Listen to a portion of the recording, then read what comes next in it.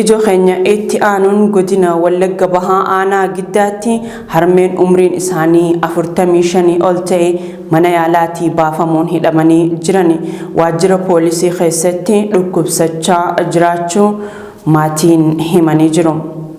Godina Wallagga Bahaa aanaa Giddaatti harmeen umriin isaanii 45 ol ta'e addee Kibbee Bookkisaa jaamtu sababa bakka ilmi kee jiru himi jedhuun mana yaalaatii baafamuun poolisootaan hidhamuu ishee miseensi maatii Oromiyaa Miidiyaa Neetwoorkitti himee jira. Addee Kibbee Bookkisaa gargaarsa abbaa malee nu guddistee kan jiru ilmi isaanii dhukkubsattuu kalee fi dhibee keessoo waan taateef mana yaalaatti deddeebitee waldhaanamtii jira.